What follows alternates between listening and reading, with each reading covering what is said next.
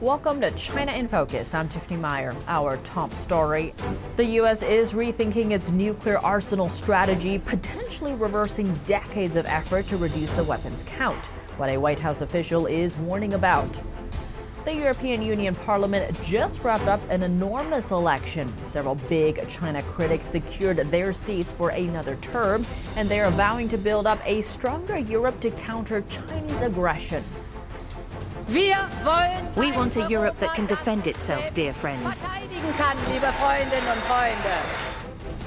And a top-selling Western weight loss drug is taking the Chinese market by storm, but local Chinese rivals are eager to grab a slice, fueled by an early patent expiry on the drug's active ingredient.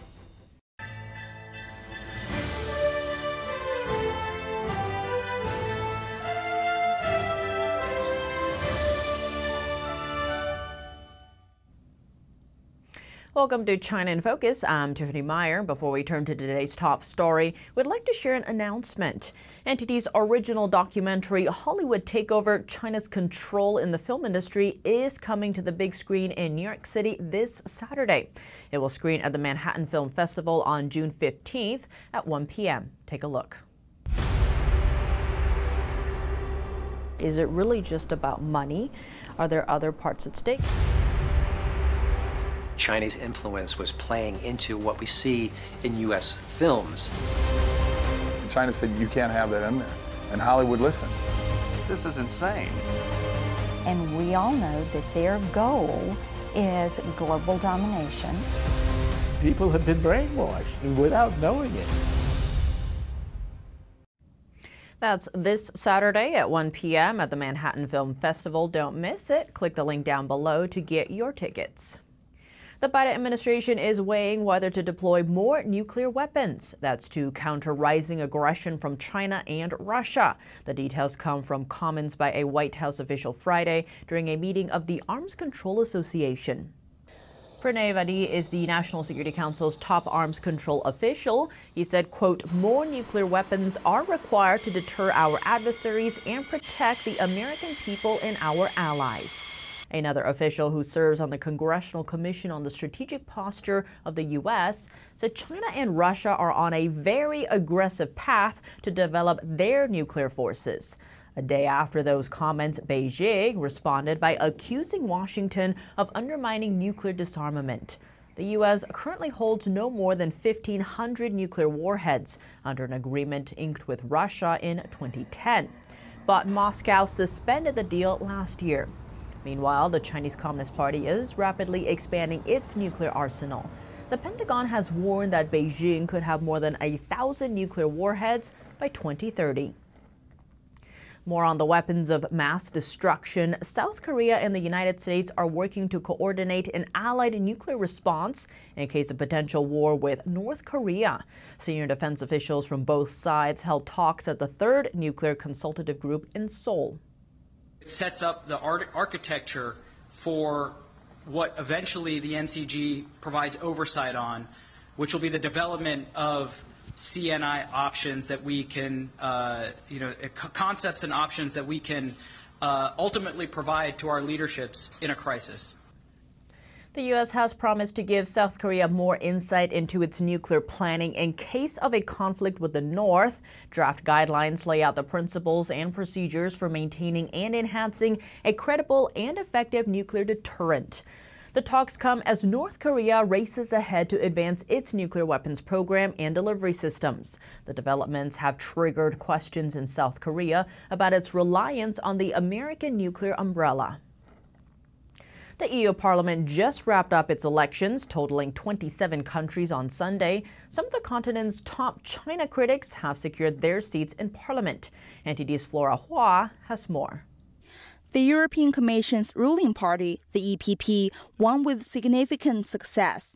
The party is EU Commission President Ursula von der Leyen's party, and it continues to be the largest in Parliament, with 7 additional seats gained this year. We want a Europe that can defend itself. The party victory is also a boost of confidence for the EU's top leader as she seeks another 5-year term. She vows to enhance Europe's defense ability and de-risk with China. on von der Leyen's China agenda, the country's unfair trade practices. Last month, she called on the Chinese leader Xi Jinping to address China's overcapacity issue as soon as possible. She also launched an anti-subsidy investigation into China's electric vehicle last October. Beyond von der Leyen's bid for re-election, some of the most active China hawks in the EU Parliament have just secured new terms of their own. This includes a French member of Parliament who led a forced labor ban targeting Beijing's human rights abuses, a Slovak member who was sanctioned by Beijing 3 years ago, and the former Dutch cybersecurity chief who spent most of his last term investigating China's involvement in key European infrastructure. One official from Germany, known for fearing ties with China, also got re-elected. He's under investigation for possible links to Beijing. The European Union is expected to unseal a tariff plan on Chinese electric vehicles this week. This comes as the bloc's automakers cope with an influx of cheap electric cars from the communist country. EU officials have been probing China's state subsidies for automakers. They believe the financial benefits are behind a massive dumping trend of cheap products into the European market. China's Ministry of Commerce said Thursday that Beijing is willing to sort out trade disputes with the EU through dialogue. Over in the U.S., the White House announced a series of sweeping sanctions on $18 billion worth of imports from China. That includes a 100% tariff on all Chinese EVs. Turkey is set to impose a 40% tariff on imported Chinese vehicles. The country says the tax will protect its domestic auto market and maintain its government account balance.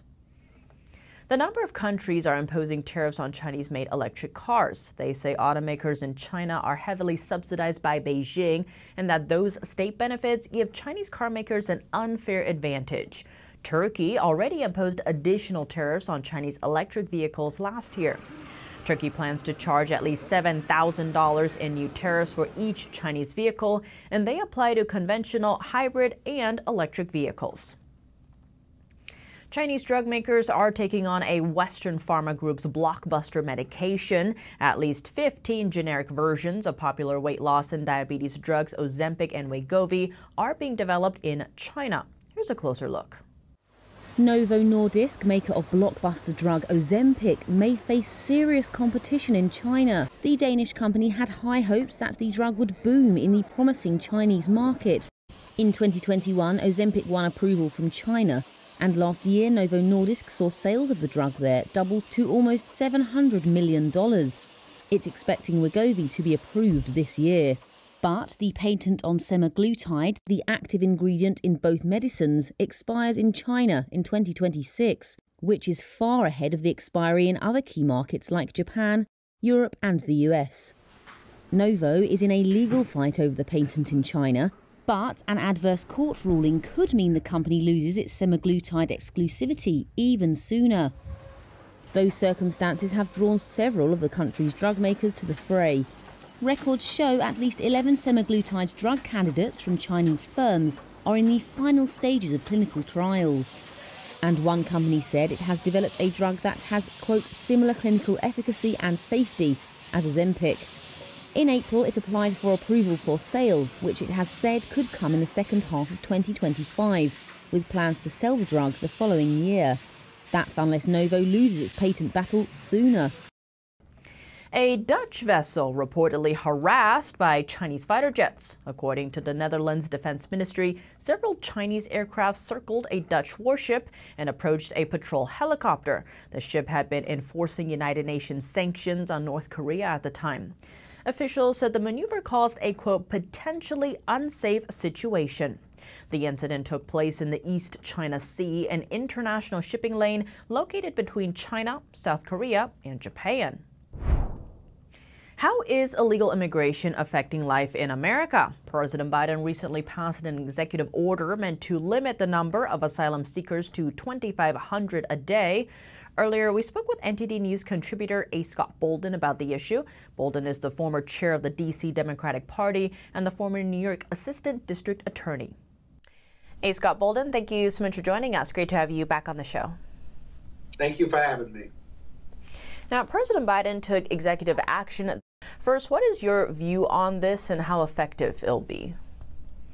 Well, you know, I don't think Biden had much choice with the bipartisan legislation. It's a good thing to get some control over the border, but it's not going to be enough. One, we need Mexico to cooperate in repatriating many of these immigrants from other countries, either to Mexico or through Mexico. And then we need money. I mean, we need that's the congressional piece to it. Need money to hire more judges, more security on the border, more technology. And Congress just is unwilling to do that during an election year. And so, but this is a good, strong first step. Surprisingly, the Republicans aren't applauding it. You would think they would applaud it because they've been pushing the president to do this. They haven't so far. They say it's too little too late. So I don't think Joe Biden's going to ever win with the Republican Party one way or the other.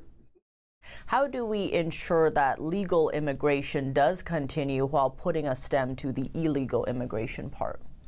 Well, we got to encourage people to come through the port sites legally. That's one thing. Secondly, we've got to have a strong partnership, a stronger partnership with Mexico to enforce laws against the cartels, not just for illegal immigration, if you will, but for drugs, as well as for people on the terrorist watch list. And, you know, the majority of the people coming across the border are not from Mexico. You have people coming across the border from the Middle East, from China, and at least one other South American country. And so this is a real challenge for our Border Patrol people, which is why the money is so important to protect that border, if you will, and to protect the northern border, too. We don't talk about the northern border. If you talk to Canadian officials and border states on the northern border, law enforcement and immigration officers will say, we've got the same challenge. We're just not talking about the northern border. Indeed. A. Scott Bolden, thank you so much for your time. Thank you. That's all for today's China in Focus on YouTube. We're now sharing a shortened version of our program here after being demonetized for 3 years. If you'd like to support us, consider donating. Find us at donorbox.org/China-in-focus or subscribe to our partner platform Epic TV, where you can watch our full episodes. Just click the link down below. Here's what to look out for in our second half. Online shoppers beware, your next orders from Shein or Temu could get stuck in U.S. customs.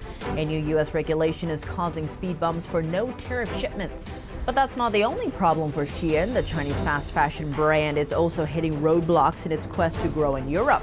European trade associations say they are worried about a hidden threat lurking within Shein's budget-friendly offerings.